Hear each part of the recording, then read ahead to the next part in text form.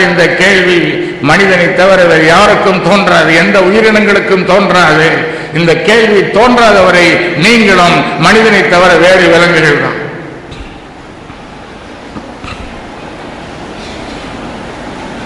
அதை தெரிந்து கொண்டால் ரூஹை பற்றி எல்லாம் நமக்கு தெரியுமா? இன்றைக்கு விஞ்ஞானி ஆராய்ச்சி செய்கிறார்கள். ஆன்மா என்றால் அப்படி ஒன்று இல்லைன்னே சொல்லிட்டு போயிட்டான்.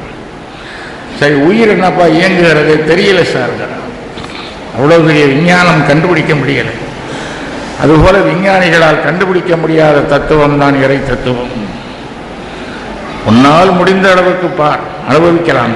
ரூஹ் எப்படிப்பட்டவதை அனுபவிக்கலாம். அதை கொண்டு நீ தலைவன் இறைவன் யார் என்பதை அறிந்து கொள்ளலாம். ஏனென்றால் ஒரு மகா சமுத்திரத்தினுடைய ஒரு துளிதான் நீ. அந்த துளியினுடைய சுவையிலே சமுத்திரத்தின் சுவையும் தன்மையும் பண்புகளும் அடங்கி இருக்கின்றன. துளியை அறிந்தவன் சமுத்திரத்தை அறிவான்.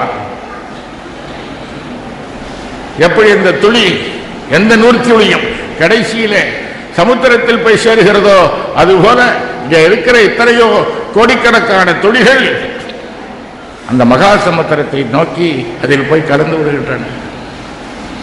அதற்கு பிறகு சமுத்திரம் என்ற பெயர் தான் உண்டே தவிர அதில் போய் கலந்த நதி காவிரி, வைகை, தேம்ஸ், மஞ்சளாரின் பெயர் கிடையாது, மறைஞ்சு போயிடும். அதுவும் இதற்குள்ள இருக்கிறது. அந்த ஆன்மா போனால் அவனோடு கலந்து போகும். அதற்கு பிறகு அப்துல் ரஹ்மானுடைய ஆன்மா இது, ஹிதாயத்துல்லாவுடைய ஆன்மா இது, சமதனுடைய ஆன்மா இது. உடலோடு நம்முடைய விலாசம் போயிற்று, உடலோடு நம்முடைய பெயர் போயிற்று. உடலுக்குத்தான் இந்த முகவரி, இந்த விலாசம், இந்த அடையாளம், இதெல்லாம் உருவ மாற்றம். ஆன்மாவிலே உருவ மாற்றம் இல்லை, எல்லாருக்கும் ஒரே மாதிரி ஆன்மா தான். ஆன்மாவாக பிரித்த பிறகு நாம் கண்டுபிடிக்க முடியாது யாருடைய ஆன்மா. அதற்கு உதாரணம் சொல்லுகிறேன். பாத்திரங்களிலே காற்று இருக்கிறது, வெறுமையாக இருக்கிற பாத்திரங்களிலே காற்று இருக்கிறது. வெளியிலும் காற்று இருக்கிறது, உள்ளேயும் காற்று இருக்கிறது. உள்ளே இருக்கிற போது கூட இது இந்த பானையின் காற்று, இது இந்த பானையின் காற்று என்று அடையாளம் காண முடியுமா? காண முடியாது. காற்று ஒன்றுதான், அதனுடைய ஒரு தன்மை ஒன்றுதான். அது குடத்தில் இருந்தாலும் அதுதான், வெளியே இருந்தாலும் அதுதான். குடம் உடைந்து விட்டது, காற்று எங்கே போயிற்று? குடத்தில் இருந்த காற்று வான்வெளியில் இருக்கிற காற்றோடு கலந்து போய்விட்டது. அதற்கு பிறகு இந்த குடத்தில் இருந்த காற்று தான் இங்கே இருக்கிறது என்று சொல்ல முடியுமா? சொல்ல முடியாது. அதுபோல நம்முடைய ரூஹ், நம்முடைய ஆன்மா வெளியேறினால் அவனோடு சென்று கலந்து விடுகிறது. இன்னார் இல்லாஹி ராஜிவூன், எங்கிருந்து வந்ததோ அங்கே போய் சேர்த்து விடுகிறது. இதை தெரிந்து கொண்டால் நீ இறைவனை பற்றி தெரிந்து கொள்ளலாம். அதற்கு அடுத்து மற்றொரு அருமையான கருத்தை சொல்லுகிறார் பீரப்பா அவர்கள். ஏன்னா ஒரு கருத்துக்கு எனக்கு ஒரு நாள் 2 மணி நேரம் சொற்பொழிவு அப்படி இருந்தால் தான் ஆறாமல் அதனுடைய எல்லா ரகசியங்களையும் சொல்ல முடியும். ஒரு சொற்பொழிவில் பல கருத்துக்களை சொல்ல முடியாது. இருந்தாலும் என்ன பண்ணுறது, ஹோட்டலுக்கு போனால் பசிக்கு 2 இட்லி கொண்டா, ஒரு வடை கொண்டா, கொஞ்சம் பொங்கல், ஒரு பொங்கல் கொண்டா, இன்னும் சில பேர் இருக்கிறாங்க தோசை கொண்டா, ஊத்தப்பம் கொண்டா, சப்பாத்தியும் கொண்டா, பூரியும் கொண்டா. ஆசை நேரம் விட்டது. ஆனால் 1-2 நான் சேர்த்து சொல்லுகிறேன். ஒரு மகா முனிவர் இருந்தார். அந்த முனிவரிடத்தில் ஒரு அரசன் சென்று, அரசனே,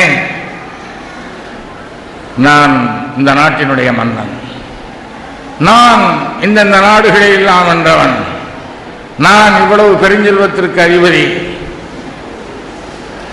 நான் உன்னுடைய சீடனாக விரும்புகிறேன் சொன்னான். அந்த முனிவர் சொன்னார், நான் செத்த பிறகு வான். அவன் திடுக்கிட்டான். நான் உங்கள் சீடனாக விரும்புகிறேன் சொல்லுகிறேன், நீங்க நான் செத்த பிறகு வான் சொல்லுகிறீர்களே, நீங்கள் தானே எனக்கு குருவாக இருக்க வேணும். நீங்க செத்த பிறகு நான் வந்து என்ன பிரயோஜனம்? நான் எங்கே போவேன்? நான் அரசன், நான் உங்கள் சீடனாக விரும்புகிறேன். திரும்ப திரும்ப சொல்றான். அதான் சொல்லிட்டேனடா, நான் செத்த பிறகு வா போன்ற. அப்பவும் புரியல அவனுக்கு. அங்கேயே நின்று கொண்டு வந்தான். இந்த முனிவன் சொன்னா, எதுக்கு எடுத்தாலும் நீ நான் பேசுற, நான் அரசங்கிற, நான் இத்தனை ராஜ்யங்களை கட்டி ஆளுகிறேங்கிற, நான் பெருஞ்செல்வத்திற்கு அதிபதிங்கிற, நான் சீடனாக விரும்புகிறேன்னு சொல்ற. இந்த நான் நான் என்று சொல்லுகிற இந்த ஆணவம் இருக்கிற வரைக்கும், உன்னுடைய அகந்தை இருக்கிற வரைக்கும் நீ ஞானம் பெற முடியாது, உண்மையை அறிந்து கொள்ள முடியாது, நான் போதிப்பதை புரிந்து கொள்ள முடியாது. அதனாலதான் உனக்குள் இருக்கிற இந்த நான் செத்த பிறகு வான்னு சொன்னேன்.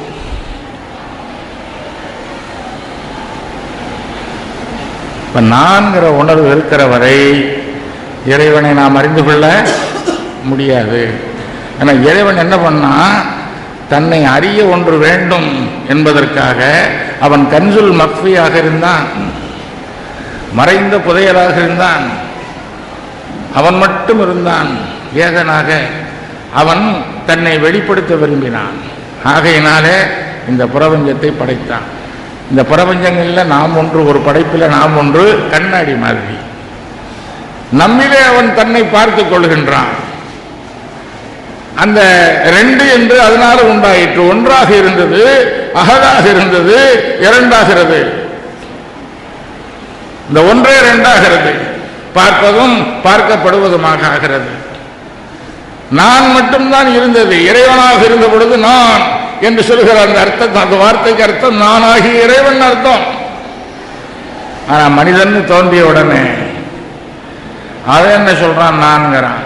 நான் பிரிச்சிடறான், இறைவனிடத்திலிருந்து தன்னை பிரித்துக் கொள்கிறான்.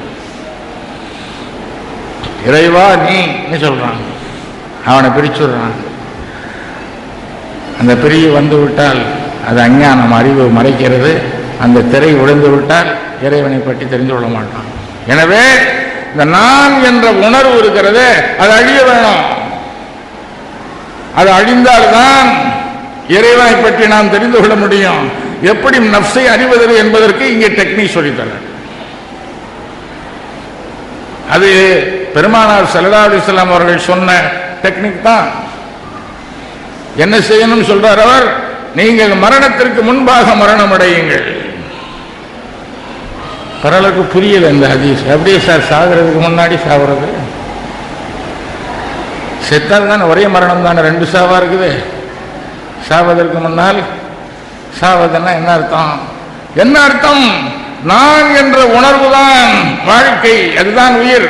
நீ உயிர் வாழ்வதற்கு முன்பு, சாவதற்கு உண்மையாக உனக்கு ஒரு மரணம் வருவதற்கு முன்பாக இந்த நான் என்ற உணர்வு சாகும்படியாக நடந்து கொள்ளும். இந்த நான் என்ற ஆணவம், இந்த நான் என்ற அகந்தை சாக வேணும். மரணத்திற்கு முன்பாக மரணமடை என்பதற்கு பொருள் அதுதான். சொல்லுவார் இல்லை, காரணம் இது மாரிஃபத். மாரிஃபத் அறிந்தால்தான் இந்த ஹதீஸுக்கு அர்த்தம் சொல்ல முடியும். இஸ்லாத்தில் மாரிஃபத்தெல்லாம் கிடையாதுன்னு சில ஞான சூன்யங்கள் சொல்லிக் கொண்டு தெரிகிறார். அது பெரிய சொற்பொழி நான் செய்யணும். அது இந்த ஒரே ஒரு வாக்கியம் போதும். ஹதீஸ் ஷரியத்தில் படியும் பொருள் சொல்ல சொல்லுங்கள் பார்ப்போம். மரணத்திற்கு முன்னால் மரணமடைங்கள் என்றால் ஷரியத்தின்படி என்ன பொருள்? தற்கொலை செஞ்சுக்கிறதா, தண்டவாளத்தில் போய் படுத்துக்கிறதா? இல்லை. நான் என்ற உணர்வு சாவதற்கு முன்பாலேயே அகற்றிவிட வேண்டும். குணங்குடி மஸ்தான் அவர்கள் ரொம்ப அருமையாக சொன்னார், இறைவா நான் சாமும் நான் சாக அருள் புரிவாயாக. பெருமானார் சொன்னதே இந்த ஞானவான்கள் ரொம்ப அழகாக சொல்லுகிறார்கள். இறைவா நான் சாவதற்கு முன்பாக நான் சாக அருள் புரிவாயாக. ரெண்டு நானுக்கு அர்த்தம் வேறு. நான் என்பது இங்கே பொதுவாக மனிதனிடையே என்று சொல்லுகிறார். சாவதற்கு முன்பாக நான் என்று சொல்லுகிற அந்த உணர்வு செத்து போகும்படியாக செய்வாயாக. அதைத்தான் பீரப்பா அவர்கள் சொல்லுகிறார்கள். இன்னும் அழகா சொல்லுகிறார், நான் சென்றால் நீ வருவாய், நான் சென்றால் நீ வருவாய், நான் இருக்க